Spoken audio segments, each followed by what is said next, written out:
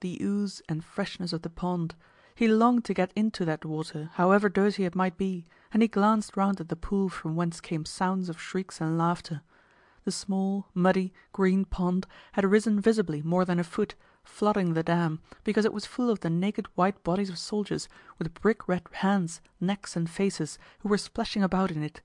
All this naked white human flesh, laughing and shrieking, floundered about in that dirty pool like carp stuffed into a watering can, and the suggestion of merriment in that floundering mass rendered it specially pathetic.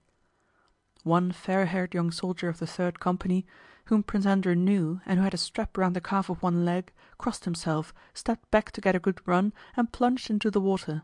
Another, a dark non-commissioned officer who was always shaggy, stood up to his waist in the water, joyfully wriggling his muscular figure, and snorted with satisfaction as he poured the water over his head with hands blackened to the wrists. There were sounds of men slapping one another, yelling and puffing. Everywhere on the bank, on the dam, and in the pond there was healthy, white, muscular flesh. The officer, Timókhin, with his red little nose, standing on the dam wiping himself with a towel, felt confused at seeing the prince, but made up his mind to address him nevertheless. "It's very nice, your excellency. Wouldn't you like to?" said he. "It's dirty," replied Prince Andrew, making a grimace. "We'll clear it out for you in a minute," said Timókhin, and still undressed, ran off to clear the men out of the pond. "The prince wants to bathe." "What prince? Ours?" said many voices, and the men were in such haste to clear out that the prince could hardly stop them. He decided that he would rather wash himself with water in the barn. Flesh, bodies, cannon fodder, he thought, and he looked at his own naked body and shuddered, not from cold but from a sense of disgust and horror he did not himself understand, aroused by the sight of that immense number of bodies splashing about in the dirty pond. On the 7th of August, Prince Bagratión wrote as follows from his quarters at Mikhailovna on the Smolénsk road.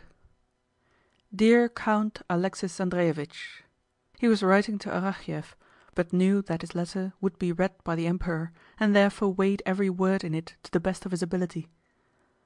I expect the minister, Barclay de Tolly, has already reported the abandonment of Smolénsk to the enemy. It is pitiable and sad, and the whole army is in despair that this most important place has been wantonly abandoned. I, for my part, begged him personally most urgently, and finally wrote him, but nothing would induce him to consent. I swear to you, on my honor, that Napoleon was in such a fix as never before, and might have lost half his army, but could not have taken Smolénsk. Our troops fought and are fighting as never before.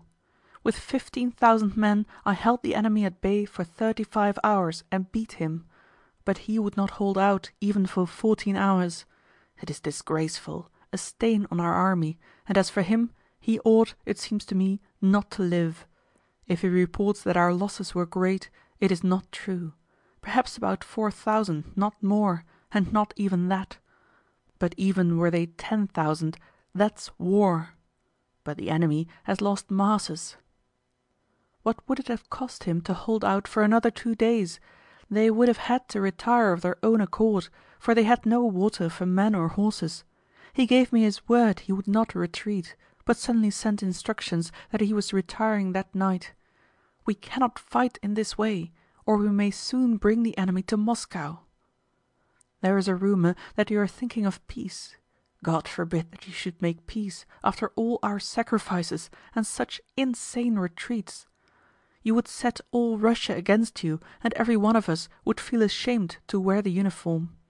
If it has come to this, we must fight as long as Russia can and as long as there are men able to stand. One man ought to be in command, and not two. Your minister may perhaps be good as a minister, but as a general he is not merely bad, but execrable. Yet to him is entrusted the fate of our whole country. I am really frantic with vexation. Forgive my writing boldly. It is clear that the man who advocates the conclusion of a peace, and that the minister should command the army, does not love our sovereign and desires the ruin of us all. So I write you frankly, call out the militia, for the minister is leading these visitors after him to Moscow in a most masterly way. The whole army feels great suspicion of the imperial aide-de-camp Wolzogen. He is said to be more Napoleon's man than ours, and he is always advising the minister. I am not merely civil to him, but obey him like a corporal, though I am his senior. This is painful, but, loving my benefactor and sovereign, I submit. Only I am sorry for the Emperor that he entrusts our fine army to such as he. Consider that on our retreat we have lost by fatigue and left in the hospital more than 15,000 men, and had we attacked this would not have happened. Tell me, for God's sake, what will Russia, our mother Russia, say to our being so frightened, and why are we abandoning our good and gallant fatherland to such rabble, and implanting feelings of hatred and shame in all our subjects? What are we scared at, and of whom are we afraid? I am not to blame that the minister is vacillating, a coward, dense, dilatory, and has all bad qualities. The whole army bewails it and calls down curses upon him. End of chapter 5